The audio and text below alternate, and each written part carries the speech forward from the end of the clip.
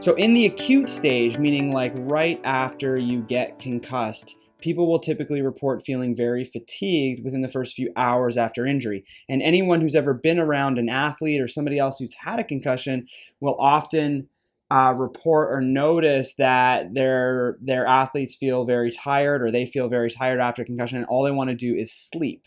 Now, there's a reason for this, is because of what concussion ultimately results in is this excitatory thing that happens inside the brain. So the brain undergoes a lot of neuron firing. So there's a lot of activity happening in the brain at the point of concussion impact. The net result of that is that you're actually burning more energy than you're creating. Because part of what happens in concussion is you get this calcium influx into the cell. So calcium makes its way into the cell after the concussion injury, and calcium gets into the mitochondria, which is our cell's energy production center. So the mitochondria is what takes the oxygen that we breathe in, as well as the glucose molecules from the food that we eat, and it turns it into a molecule called ATP. That ATP is our energy molecule. So the mitochondria is otherwise referred to as, the lungs or the respiratory center or the energy production center of our cells. Calcium, when it gets inside the cell, has a high affinity for mitochondria, meaning it really, really likes mitochondria. For whatever reason, it likes to get inside and disrupt the mitochondria's ability to create energy.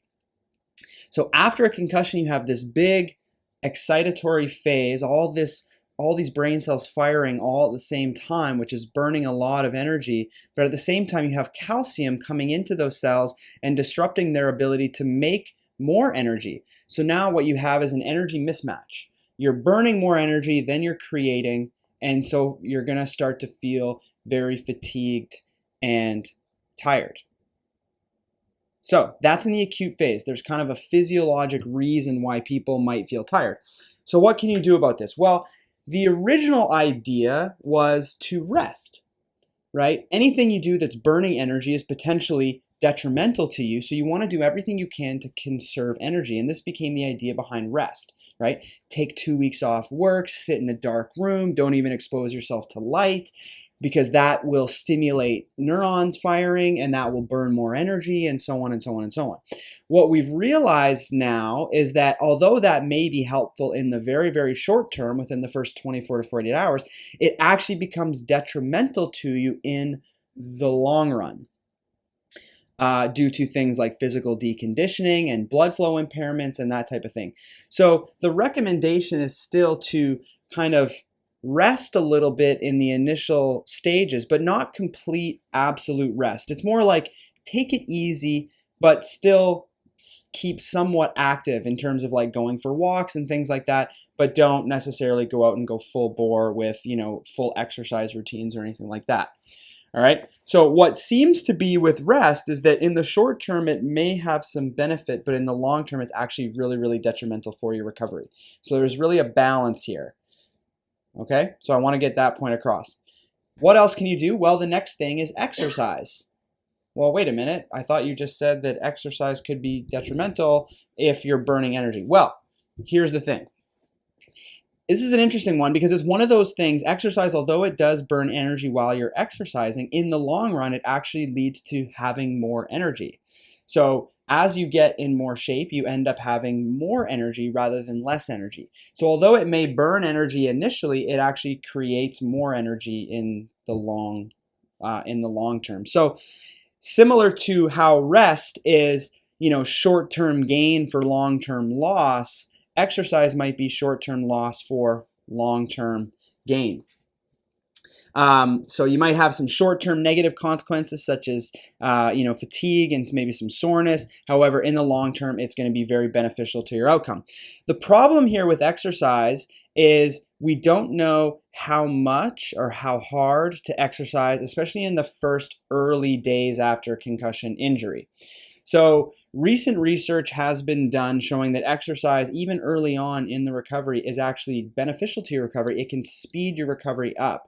There was recently a randomized controlled trial that was done at the University of Buffalo that put people on treadmills as early as 4 days after their concussion. And they found that it was safe to do so, and it actually, once they established a proper exercise protocol for those individuals, they actually recovered faster than people that were given a placebo treatment, which was just simply stretching, doing a stretching program. So more of the rest phase, doing some light stretching, that wasn't beneficial at all. But people that were actually given an exercise protocol to do cardio-based exercise based on their treadmill test results improved and got better faster. So exercise seems to be beneficial. Now, the earliest they were doing this was at day 4. So what about in the very, very early stages, right after the injury, in that first 24 to 48 hours? Well, we don't really know. And there was one recent study that was done out of the University of Calgary that found that people who engaged in moderate to heavy exercise in the first few days after concussion actually fared worse in their recovery. People that did light exercise in those initial few days fared better in their recovery. So it seems like if I'm going to kind of summarize this rest versus exercise thing, in the initial kind of 24 to 48 hours, you're going to be fatigued. So you can take it easy during that period of time, but you don't want to have complete rest in your bed or anything like that. You want to still be up and moving around and go for walks. So light exercise. Don't do anything more strenuous than the light exercise at this point in time. That may change as more evidence emerges, but at this point in time, light exercise in those initial few days seems to be beneficial. After it's been 4 days or so, you should be going in to see somebody who can put you on a treadmill and run you through a treadmill test and actually give you a specific protocol, because that's been found to be safe, but also speed your recovery. So if I had an athlete in front of me and I wanted to optimize their recovery, I would give them that exact same advice. You had a concussion, okay? Take it easy for a day or two, but I want you to still be mobile, moving around, go for light walks, etc. After a few days, come back and see me. I'm going to put you on the treadmill and I'm going to give you a specific exercise protocol to follow, and you're going to do that, which will hopefully then speed your recovery even further beyond that. So right now, that seems to be the best evidence-based approach to optimizing a patient's recovery.